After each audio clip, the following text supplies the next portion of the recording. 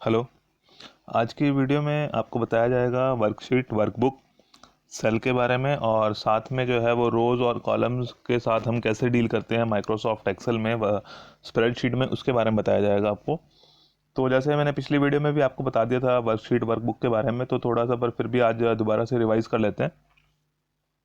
ये जो हमारा एरिया दिखाई दे रहा है आपको, ये वाइट कलर वाला एरिया जिसमें जो है वो ग्रिड लाइंस बनी हुई हैं, ये जो एरिया है हमारा that is known as worksheet. इसको हम जो है वो वर्कशीट बोलते हैं। और ये डिफरेंट वर्कशीट जो है जितनी भी आपकी उस वर्कबुक के अंदर होती हैं, ये आपकी जो फाइल बन जाती है पूरी की पूरी माइक्रोसॉफ्ट एक्सेल की, इसको हम जो है वर्कशीट वर्कबुक के नाम से जानते हैं। और एक वर्कबुक में जो है वो डिफरेंट शीट्स हो सकती हैं। तो यहाँ पे शीट नंबर 1, 2, 3, और ये नई शीट बनाने के लिए जो हमारे पास यहाँ पर आइकन होता है कि जिससे आप जो है वो नई शीट भी बना सकते हैं। शीट नंबर 1, 2, 3, और ये इस आइकन पे जैसे ही आप क्लिक करेंगे तो नई शीट जो है उसमें एंटर हो जाएगी। इन शीट नंबर के ऑटोमेटिकली वो नंबर्स आते रहते हैं। और अगर आप चाहें तो इनको जो है अपने हिसाब से, अगर उस शीट का कोई नाम देना चाहते हैं तो उस पर आप राइट क्लिक करेंगे तो यहाँ पे जो है कुछ और ऑप्शंस हमारे पास आ जाते हैं, जिसमें इंसर्ट न्यू शीट का है, डिलीट का है, और उस शीट का अगर हमने नाम चेंज करना है तो रीनेम लिख सकते हैं यहाँ से। अगर जो हमने उसको किया तो यहाँ पे हमारे पास ऑप्शन आ जाएगा, तो हम जो है उसका शीट का जो भी नाम हम लिखना चाहते हैं वो नाम हम लिख सकते हैं, और स्क्रीन के बाहर कहीं भी क्लिक करेंगे तो नाम जो है वो चेंज हो जाएगा। तो इस तरह से जो है हम शीट का नाम भी चेंज कर सकते हैं, और उसको जो है वो एक जगह से कॉपी पेस्ट कर, पूरी की पूरी कंप्लीट शीट को अगर हम एक जगह से दूसरी जगह कॉपी और मूव करना चाहते हैं तो पूरी शीट को भी जो है उसी वर्कबुक में भी कर सकते हैं।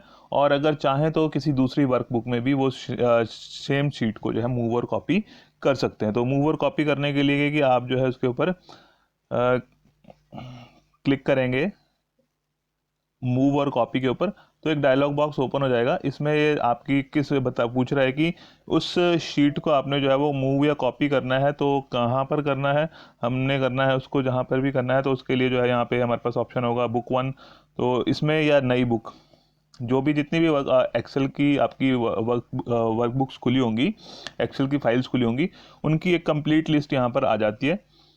और उस लिस्ट में से आप सेलेक्ट कर सकते हैं कि कौन सी वर्कबुक में आपने उस शीट को कॉपी या मूव करना है। तो यहाँ से आप वो वर्कशीट सेलेक्ट कर सकते हैं। अगर सेम है तो वो सेम बाय डिफ़ॉल्ट आती है, अगर नई बनानी है तो नई पे भी आप बना सकते हैं।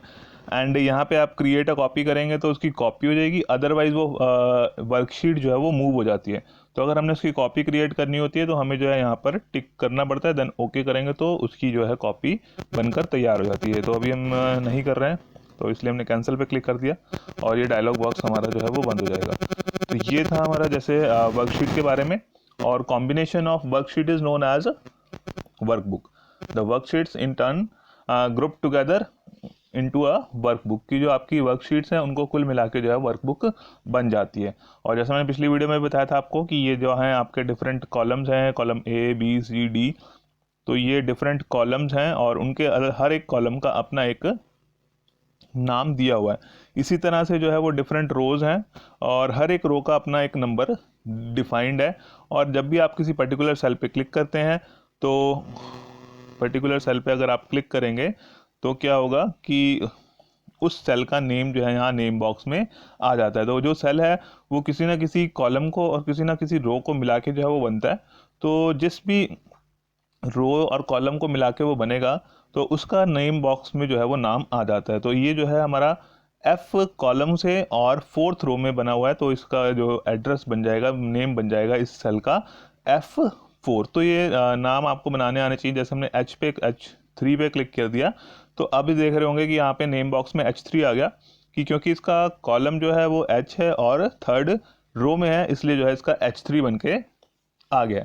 तो ये आपका नेम बॉक्स है, या इसको सेल एड्रेस बॉक्स भी बोल देते हैं।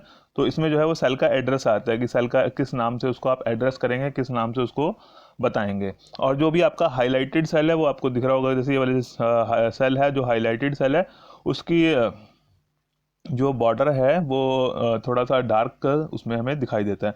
और अगर हम चाहें तो मल्टीपल जो है सेल्स को भी सेलेक्ट कर सकते हैं। तो मल्टीपल सेल्स को अगर आप सेलेक्ट करते हैं तो आप देख रहे होंगे कि स्क्रीन पर जो है जितने आपने सेल सेलेक्ट किए वो पूरा का पूरा जो है वो एरिया हमारा मल्टीपल सेल्स का सेलेक्ट हो जाता है। बट बाय डिफ़ॉल्ट यहाँ पे नेम जो है वो फर्स्ट सेल का ही आ रहा है, बट हम चाहें तो इस रेंज का नाम भी जो है वो डिफाइन कर सकते हैं। देन इसको सेलेक्ट करके ये हमारे एक्टिव सेल्स हो जाते हैं और हम जो है इसमें डाटा कमांड जो भी देनी है वो दे सकते हैं। और इसको हम जो है वो एरे बोलते हैं, एरे। जब हमने जो है वो कॉम्बिनेशन ऑफ रोज और कॉलम जो है वो कुछ ज़्यादा सेलेक्ट कर लिया है, तो उसको जो है वो अगर एक वर्ड में अगर इसको कहना है, that is known as array. और अगर इसका जो है यहाँ से यहाँ तक का एड्रेस देना है, तो इस एड्रेस के लिए हम क्या करते हैं कि यहाँ से बोलते हैं कि फर्स्ट जो आपका लेफ्ट में टॉप सेल है C3 इज टू G12। तो अगर हमने इसको लिखना है तो हम किस तरह से लिखेंगे, C3 इज टू G12, क्योंकि G जो है वो लास्ट कॉलम है और 12th जो है वो लास्ट रो है। तो फर्स्ट सेल से लेके लास्ट सेल तक का एड्रेस हम इस तरह से एरे का डिफाइन करते हैं। तो कई फंक्शंस में हमें जो है वो एरे डिफाइन करना पड़ता है। तो एरे डिफाइन करने के लिए कि अगर आपने range of cell, array means range of cells, तो रेंज ऑफ सेल्स को अगर आपने डिफाइन करना है तो उसमें जो आपका टॉप लेफ्ट सेल है उसका एड्रेस और इज टू वाला कॉलन वाला जो है वो साइन आ जाता है। एंड उसके बाद जो है आप उसमें लास्ट सेल का एड्रेस लिखेंगे। लास्ट सेल का मतलब कि लास्ट कॉलम और लास्ट रो में जो है वो बॉटम राइट में जो सेल है उसका एड्रेस लिखा जाता है। ठीक है। देन इसके बाद हमारे पास आ जाता है कि कैसे हमने इन रोज और कॉलम्स को जो है वो एडजस्ट करना है। क्योंकि मान लो हमने कुछ इन्फॉर्मेशन लिखी, हमने यहाँ पर जो है लिखा है लिखा हमने मान लो कोई मंथली बिल है हमारा, तो हमने जो है वो लिख दिया यहाँ पे मंथली और साथ में लिख दिया बिल। तो मंथली बिल हमने यहाँ पर लिख दिया। अब मंथली बिल लिखने के बाद आप देख रहे होंगे कि जो कॉलम है हमारा वो यहाँ तक आ रहा है और जो हमने लिखा हुआ है वो इस सेल से जो है, इस कॉलम से जो है वो बाहर जा रहा है। तो अब इसको जो है एडजस्ट करने के लिए दो तीन तरीके हैं। एक तो जो आपका ये वाले लाइन दिखाई दे रही है, इस लाइन पे जब अपने पॉइंटर को लेके आते हैं तो वो पॉइंटर जो है वो चेंज हो जाता है। जब इस पॉइंट पे लेके आएंगे आप तो आपका पॉइंटर चेंज हो जाएगा। तो उस टाइम पे क्या करना है कि आपको यहाँ पे क्लिक करना है, क्लिक करके जो है वो ड्रैग कर देना है। इसको जो है आप क्लिक करके ड्रैग कर देंगे तब भी जो है वो मैनुअली उसका साइज़ जो है वो चेंज किया जा सकता है। अभी आप देख रहे होंगे कि ये मैनुअली जो है इसका साइज़ चेंज हो गया, बट वो कर्सर आपको नहीं दिखाई दे रहा। पर जैसे ही यहाँ पे कर्सर आएगा, जब आप उसको कंप्यूटर में ट्राई करेंगे तो इस पोजीशन पे कर्सर आएगा तो ऑटोमेटिकली उसकी जो है वो चेंज हो जाता है कर्सर हमारा।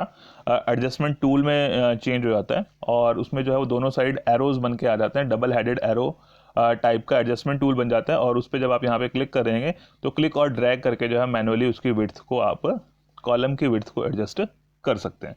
एंड ऑटो फिट के लिए भी एक ऑप्शन रहता है। तो ऑटो फिट के लिए क्या करना होता है कि आपको यहीं पे अपना जो है वो माउस के पॉइंटर को लाना होता है। अभी जैसे यहाँ पे हमारा जो है ये अभी सेल मान लो हमने छोटा कर दिया, तो हम इसको ऑटो फिट करना चाहते हैं। तो ऑटो फिट करने के लिए क्या करना पड़ेगा हमें, तो इसी पोजीशन पर जो है यहाँ पे अपने कर्सर को लेके आना पड़ेगा। और कर्सर को लेके आने के बाद यहाँ पर जो है हम इस पोजीशन पे आके डबल क्लिक कर देते हैं तो ऑटोमेटिकली आपने देखा होगा कि एकदम से जो है जितनी विड्थ इसको चाहिए थी इस कंटेंट को पूरा आने के लिए, उतनी विड्थ के अकॉर्डिंगली वो ऑटोमेटिकली एडजस्ट हो गया। इसको बोलते हैं auto fit the column width. की उसकी जो कॉलम की विड्थ है उसको हम ऑटो फिट के थ्रू भी कर सकते हैं या मैनुअली जो है वो ड्रैग एंड ड्रॉप के थ्रू भी कर सकते हैं। तो ड्रैग एंड ड्रॉप के लिए भी आपको अपने पॉइंटर को यहाँ लाना होता है और आप ड्रैग करके जो है उसको उसकी विड्थ को एडजस्ट कर सकते हैं। और अगर आप इस पर डबल क्लिक करते हैं तो जितना भी सबसे लेंथी वाला आइटम आपने यहाँ पे लिखी होगी, उस सबसे लेंथी वाली आइटम के अकॉर्डिंगली जो है वो ऑटोमेटिकली उतनी विड्थ उसकी एडजस्ट हो जाती है। और अगर हम चाहें तो उसकी जो है वो स्पेसिफिक जो है साइज भी जो है विड्थ का एडजस्ट कर सकते हैं। उसके लिए हमें क्या करना पड़ता है कि हमें जो है ये आपका होम टैब में ही रहना पड़ता है। होम टैब में जो है वो डिफरेंट रिबन्स हैं, उसमें जो है हमें सेल वाले ग्रुप में जाना है और सेल वाले ग्रुप में जो है हम फॉर्मेट में जाएंगे। कहाँ पे जाएंगे, जो आपका होम टैब है, होम टैब का जो रिबन है उस रिबन में हम जो है फॉर्मेट टैब में सेल्स वाली ग्रुप में फॉर्मेट टैब में जाएंगे। और जैसे ही आप इस पर क्लिक करेंगे तो आपका जो है ये एक मेन्यू ओपन हो जाएगा। उसमें हमारे पास ऑप्शन आता है कि कॉलम विड्थ जो है हम उसको एडजस्ट कर सकते हैं। और ऑटो फिट कॉलम विड्थ, इससे जैसे मैंने बताया था कि ऑटोमेटिकली जो है जितनी भी लॉन्गेस्ट उसमें कंटेंट लिखे होंगे उस कॉलम के अंदर, उसके अकॉर्डिंगली ऑटोमेटिकली फिट हो जाएगा। और अगर कॉलम विड्थ हमने यहाँ पे करेंगे तो उसमें वो आ जाएगा कि कितने पॉइंट्स जो है आप यहाँ पर उसकी मेजरमेंट लिखना चाहते हैं। तो जितने पॉइंट्स आप यहाँ पे डाल देंगे उतने पॉइंट्स की जो है उसकी विड्थ जो है वो ऑटोमेटिकली एडजस्ट हो जाएगी। वो टाइप करेंगे, आप नंबर डालेंगे और ओके पे क्लिक करेंगे। तो जिस भी सेल के लिए आपने डाला होगा, तो हमारा एक्टिव सेल अभी ये वाला था, तो यहाँ पर वो चेंजेस जो है वो अप्लाई हो गए हैं। दोबारा से करके देख लेते हैं कि ये वाला फॉर्मेट पे गए हम, फॉर्मेट जो है यहाँ पे हमने कॉलम विड्थ पे किया और यहाँ पर जो है इसकी विड्थ को हमने जो है वो 20 की जगह 40 कर दिया। अब जैसे ही आप 40 करके ओके करेंगे तो साइज़ जो है वो ऑटोमेटिकली आप देख रहे होंगे कि बढ़ गया है। तो अगर आपको पता है कि कितने साइज़ में जो है वो कितने पॉइंट्स के विड्थ में वो एडजस्ट हो जाएगा तो आप कॉलम विड्थ यहाँ से मेंशन कर सकते हैं। Otherwise auto fit column width की अगर आप डबल क्लिक करके एडजस्ट नहीं करना चाहते तो ऑटो फिट भी कर सकते हैं और ऑटोमेटिकली जो भी उसका लॉन्गेस्ट कंटेंट होगा उसके अकॉर्डिंगली जो है उसकी विड्थ एडजस्ट हो जाती है। तो 3 तरीके से आप जो है कॉलम की विड्थ को एडजस्ट कर सकते हैं। एक तो मैनुअली बता दिया मैंने आपको ड्रैग एंड ड्रॉप करके, दूसरा ऑटो फिट विथ के लिए उसके लिए आपको डबल क्लिक करना होता है। जो आपका पॉइंटर है इसको जो है दोनों कॉलम्स के बीच में लेके आना पड़ता है, वहाँ पे वो एक एडजस्टमेंट टूल में डबल हेडेड एरो में चेंज हो जाता है और वहाँ पे आप डबल क्लिक करते हैं तो वो ऑटोमेटिकली ऑटो फिट में चला जाता है। या फिर जो है आप स्पेसिफिक मेजरमेंट अगर आपको पता है तो वो स्पेसिफिक मेजरमेंट से अपने कॉलम की विड्थ चेंज कर सकते हैं। उसके लिए आपको होम टैब में इस रिबन के अंदर जो है वो सेल्स वाले हेडिंग में फॉर्मेट के मेन्यू को ओपन करना पड़ता है और वहाँ से जो है आप कॉलम विड्थ एडजस्ट कर सकते हैं। ठीक है, देन रो हाइट के बारे में आता है। जो कॉलम है, कॉलम के लिए आप लिखेंगे विड्थ, उसकी चौड़ाई के बारे में लिखेंगे, और जो रो है उसकी हाइट के बारे में लिखा आता है। ठीक है, जो कॉलम है, कॉलम की विड्थ होती है और रो की हाइट होगी। तो रो की हाइट कैसे हमने चेंज वगैरह करनी है, तो रो की हाइट चेंज करने के लिए भी वही सेम प्रोसीजर है, उसमें भी हम जो है वो मैनुअली भी कर सकते हैं। मैनुअली करना होगा तो जो है जैसे हमने सेकंड लाइन के लिए करना है तो सेकंड और थर्ड के लिए बीच में जो जिस भी लाइन की आपने विड्थ चेंज करनी है, तो अगर यहाँ पे हम होंगे तो हम सेकंड लाइन की विड्थ को जो है सेकंड लाइन की हाइट को चेंज कर सकते हैं। तो सेकंड लाइन की हाइट को चेंज करने के लिए यहाँ पे आप अपने पॉइंटर को लेके आएंगे। पॉइंटर को लेके आने के बाद जो है वो पॉइंटर चेंज हो जाएगा और आप जो है उसको ड्रैग एंड ड्रॉप करके, आपको स्क्रीन पे दिख रहा होगा कि जो है वो ड्रैग करके उसकी हाइट को एडजस्ट कर रहा हूँ मैं, और साथ में जो है वो उसकी पिक्सल्स और पॉइंट्स आ रहे हैं कि कितने पॉइंट की जो है उसमें हाइट जो है एडजस्ट की गई है। तो आप देख रहे होंगे कि इसका जो है वो साइज़ बढ़ गया। और दूसरा ऑटो फिट भी हो सकता है कि अगर जो है वो कंटेंट हो सकता है कि हमने जो इसका फॉन्ट साइज़ कुछ ज़्यादा बड़ा लिखा हुआ है, अगर हम इसको जो है यहाँ पे लिख लेते हैं और इसके फॉन्ट साइज़ को थोड़ा बड़ा कर देते हैं, तो बट इसमें ऑटोमेटिकली जो है उसकी विड्थ आप उसकी हाइट देख रहे होंगे कि आप जो ऑटोमेटिकली बढ़ रही है, बट मान लो हमने हाइट कम कर दी, अब ये कंटेंट आपका छुप गया। अब कंटेंट छुप गया तो हमने इसको दिखाना है, शो करना है, तो हमें क्या करना है कि अपने पॉइंटर को इस पोजीशन पर लेके आना है, क्योंकि हमने फोर्थ रो की हाइट को चेंज करना है, तो इस पॉइंट पे लेके आएंगे और यहाँ पर जो है डबल क्लिक करेंगे तो ऑटोमेटिकली जो है आप देख रहे होंगे कि वो जितनी भी उसकी विड्थ हाइट की रिक्वायरमेंट थी ऑटोमेटिकली वो डबल क्लिक करने से ऑटो फिट हो गई है उसकी हाइट। और तीसरा ऑप्शन वही वाला है जैसे हमने किया था कॉलम के लिए, तो ऐसी रो हाइट के लिए भी है। होम टैब में जाएंगे, होम टैब में जो है आपका सेल्स वाला ग्रुप और इसमें जो है वो फॉर्मेट मेन्यू और इसमें रो हाइट का ऑप्शन आता है। ऑटो फिट से जो है वो जैसे अभी ऑटो फिट किया था हमने, तो जो भी उसका कंटेंट है उस कंटेंट के अकॉर्डिंगली उसकी हाइट ऑटो फिट हो सकती है। या फिर रो हाइट आप क्लिक करेंगे तो वो डायलॉग बॉक्स आ जाएगा, उसमें जो है आप पॉइंट मेंशन कर सकते हैं, कितने पॉइंट्स की आपको हाइट चाहिए वो यहाँ पे आप मेंशन करेंगे, तो उसके अकॉर्डिंगली जो भी आपका एक्टिव सेल होगा उस एक्टिव सेल की विड्थ जो है वो उस एक्टिव सेल की हाइट जो है वो चेंज हो जाएगी। ये देखा होगा आपने कि हमने जो है वो बढ़ा दी थी, पहले 48 के आसपास थी, हमने 70 किया तो उसकी हाइट जो है वो चेंज होगी। तो इस तरह से जो है हम रोज़ और कॉलम्स की हाइट्स को जो है वो कम या ज़्यादा कर सकते हैं। तो इसके साथ साथ आपको आज कॉलम्स और रोज़ को इंसर्ट करना और डिलीट करने के बारे में भी बता देते हैं। तो कॉलम और रो इंसर्ट और डिलीट करनी है तो कुछ जगह हम कंटेंट्स लिख लेते हैं, ताकि कंटेंट्स से हमें पता रहता है कि कहाँ पर जो है वो डिलीट हो रहा है या फिर ऐड हो रहा है। अदरवाइज ब्लैंक सेल्स में हमें पता नहीं लगेगा कि कहाँ पे हमने जो है वो ऐड किया है। इसको हमने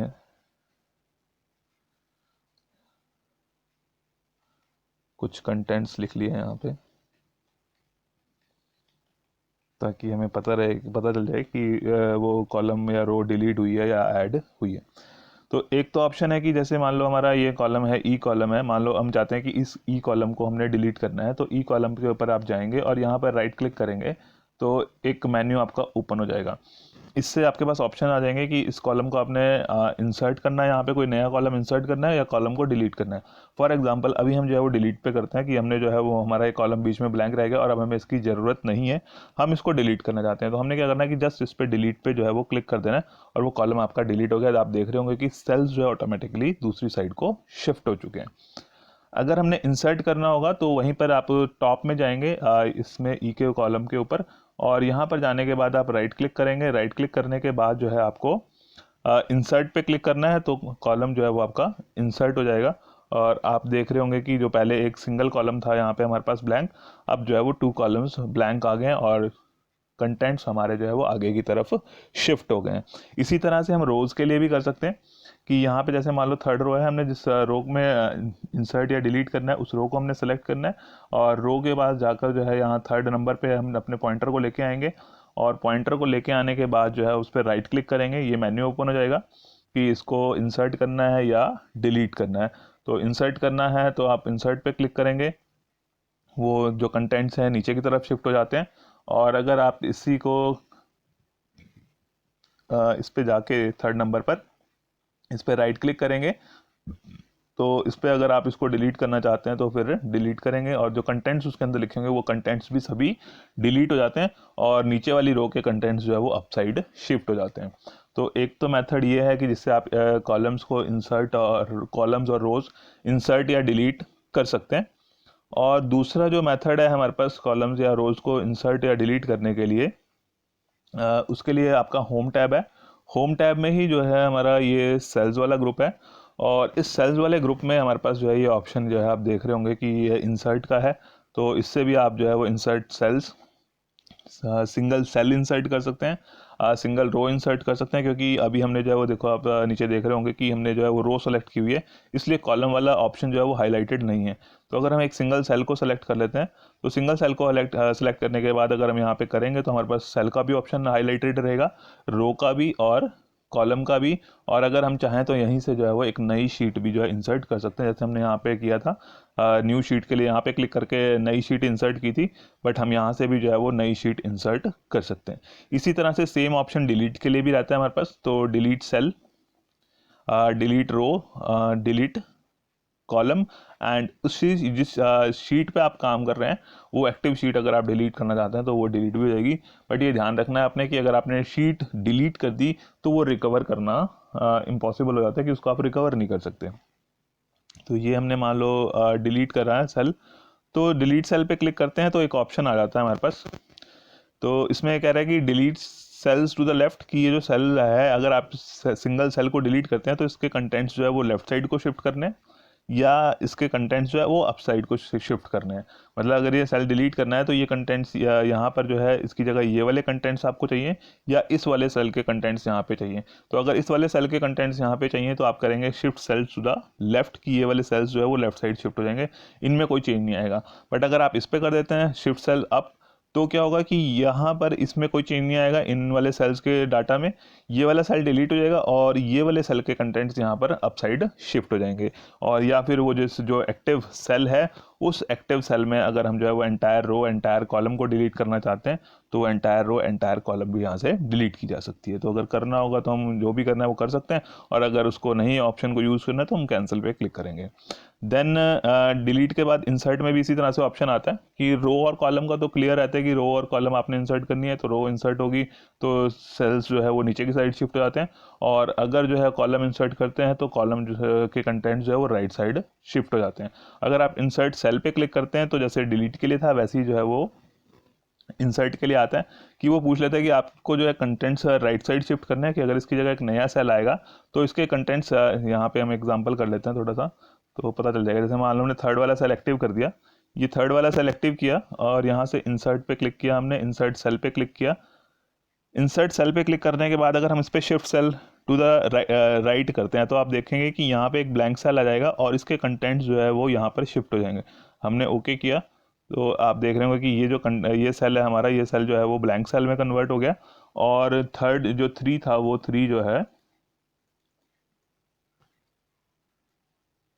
आगे की तरफ शिफ्ट हो गया। अंडू करते हैं और दोबारा से करके देखते हैं। अंडू किया हमने,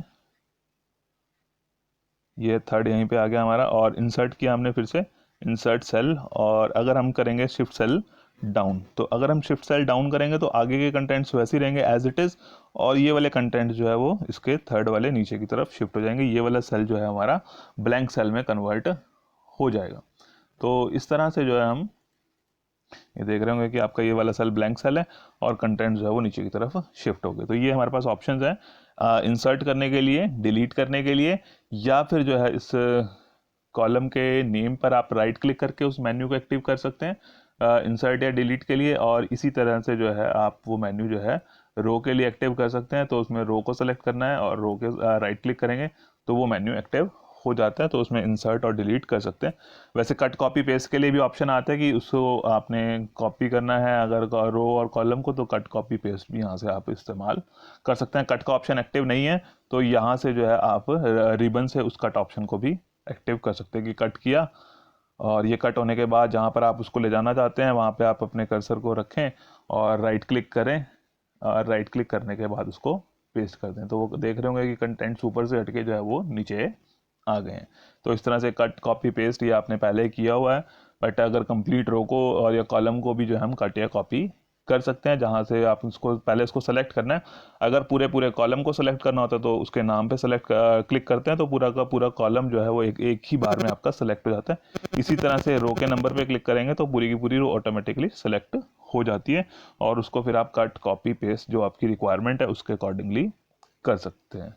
तो आज की वीडियो में इतना ही है आपके लिए कि आपने रोज़ और कॉलम्स के साथ कैसे डील करना है। Okay, thank you.